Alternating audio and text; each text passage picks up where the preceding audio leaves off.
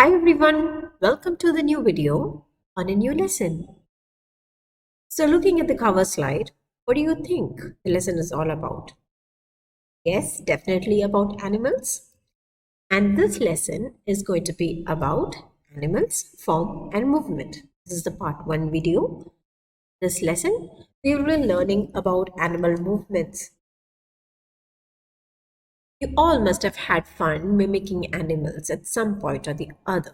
It's fun to learn about animal movement because all animals are adapted to move in their habitats to find food, to find shelter, and basically to live a successful life. In this lesson, we will be learning about movement in invertebrates like earthworm, snail, and cockroach. Now let's understand a little bit more about the word animals. The word animals comes from the Latin word animalis, which means having breath or is living. So, animals are basically living things which can breathe. They are heterotrophs. Let's once again recollect the meaning of heterotrophs. Heterotrophs are living organisms which are dependent on other organisms for their energy needs, that is, for their food. Animals move to search for food, to escape from predators, and also to find shelter. They also move to find mate so that they can begin their own families too. Animals can move by walking, running, jumping, crawling, flying, swimming. It all depends on where they live, and it also depends on what kind of life they have. We are yet to discover more than half of the 5 million species of animals which are believed to be living on planet Earth. So we have discovered only half of this number so far, and there is a lot more left unexplored in the animal world. When we talk about animal movement, animals that can fly include not just birds but also insects, and you must have heard of flying mammals too. Animals that can walk and run are usually terrestrial animals which have 4 legs, and these also include animals that can crawl. They are also usually terrestrial animals, but they also live in water. They also live in water. Animals that swim have special adaptations to allow them to swim and to live in water. So animals move about to look for food, water, and shelter, to escape from predators, and also to find a mate and to have young, to begin their own family, to multiply and reproduce. Let's take a look at the differences between vertebrates and invertebrates. I'm sure you all know about this, but we will do a quick recap. So vertebrates are those organisms which have a backbone or a vertebral column. They have what we call as an endoskeleton, that is a skeleton within their body, which gives the framework for the rest of the body, and the internal organs are basically attached to this framework. So movement is with the help of the skeletal system. In invertebrates, they do not have a backbone or vertebral column. They have an exterior hard shell, which is called as an exoskeleton. The exoskeleton protects the body of the soft bodied animal. So inside, the tissues are soft and the exoskeleton protects the soft tissue. They have specialized structures for movement. In this lesson, we will learn about the movement in some invertebrates and some vertebrates. The invertebrates we're going to learn about are earthworm, snail, and cockroach. And the vertebrates that we're going to learn about are fish, snake, birds, and us, humans. Let's begin with the earthworm. So you all must have seen an earthworm, right? It's somewhat reddish or pinkish gray in color. They have a long cylindrical body. They are reddish gray or pinkish gray in color. The speciality of the earthworm is that it has a segmented body. That is, the entire body is made up of rings. And it's not just that the body looks segmented, it's that, the organs, the internal organs, are repeating in each of these segments. There is a repetition that is happening in each of these segments. What do earthworms eat? They feed on dead organic matter. If you remember, earthworms are called as the farmer's friend. Why? Because they can burrow and they can feed on dead leaves, dead plants, dead fruits. All of these decaying and decomposing organic material can be eaten by the earthworm, and then when it produces the fecal matter, it really enriches the soil and it allows the dead matter to break down really quickly. And the burrows which the earthworm digs into the soil creates air spaces which greatly enhances plant productivity too. So they breathe through their moist skin. Moisture is extremely important for earthworms. They cannot survive in a dry environment. The soil has to be moist or wet because they breathe through their skin. Earthworms secrete a slimy liquid to stay moist, and this also protects their body while they burrow through the soil, through the rough soil particles. So each segment of the earthworm has bristles, teeny tiny bristles, which are also called as setae. And these setae help the earthworm to grip in between the soil particles and to pull its body forward. There are two sets of muscles in each of these segments which help in the movement of the earthworm because they don't have an endoskeleton, they are an invertebrate. What helps them move are these muscles. Earthworms have what we call as a liquid skeleton because they're filled with liquid, they're filled with fluid, and that is what is helping them to maintain their shape and rigidity.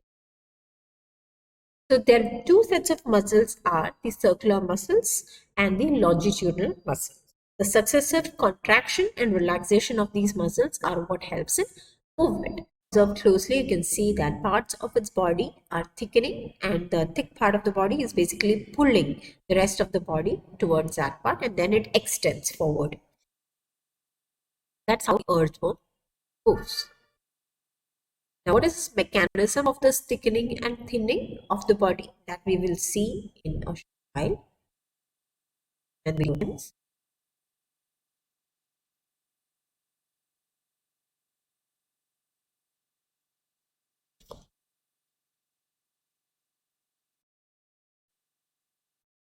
Okay, so there are circular muscles and longitudinal muscles, and there are bristles or setae at the bottom side of the body, which helps in grabbing to the soil particles or any rough surface. So when the circular muscles contract, what happens is that the body of the earthworm becomes thinner and it elongates the body. When the longitudinal muscles contract, the body becomes thick or it fattens the body of the earthworm because the longitudinal muscle is going to connect between the different segments. Circular muscles are present around each segment. So this is what happens when the longitudinal muscles contract, the body thickens, and at that part, the setae would grip to the surface. The circular muscles behind those longitudinal muscles would contract, elongating the body and basically pulling the body towards that part. Then the circular muscles in the first part would contract, elongating the body and pushing the body forward. So this is how the earthworm moves. The longitudinal muscles are contracting, circular muscles are contracting over here. Here now the circular muscles at the front begin contracting, and there is also gripping happening wherever the longitudinal muscles are contracted. And thus the earthworm moves forward in this wave-like motion. The direction of movement is going to be forward. Now let's learn about movement in snails. So snails are very interesting creatures because as you know, they have a very beautiful coiled shell. The spiral shell is the exoskeleton of this invertebrate. It protects the invertebrate, the snail, from predators because it is basically its home and it can pull its body into that shell and remain protected. All the vital internal organs of the snail is present inside the shell. The part of the snail outside the shell is its muscular foot, which it uses to crawl on surfaces. You can see two pairs of tentacles, an elongated one and a shorter one. Pair of tentacles are feelers. They allow the snail to feel around and move in its surroundings. The elongated one are actually eye stalks, and the eyes of the snail are present at the tip of these eye stalks. Snails produce slimy mucus, and this mucus protects its underbody, the soft and muscular foot of the snail as it crawls. So it can even crawl on rough surfaces or even on glass shards without getting hurt because the slimy mucus forms a protective layer. So this is what the underside of the foot would look like. You can see it is very soft and muscular and smooth. So the muscular foot makes wave-like contractions and expansions, which allows it to crawl forward. Now let's learn about movement in cockroach. So cockroaches come under what we call as the insects.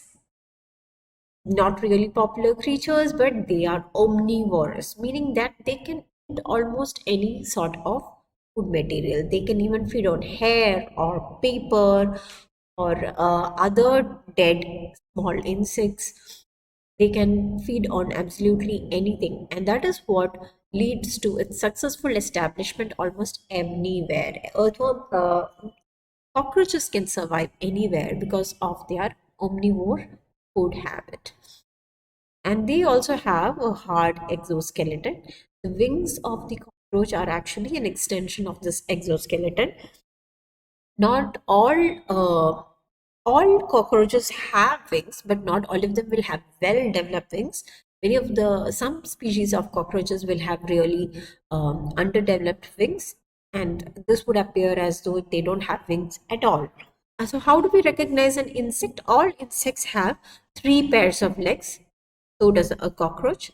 They have two pairs of wings, and they will have antennae also, a pair of highly sensitive antennae which allows them to detect vibrations or movement in their surrounding.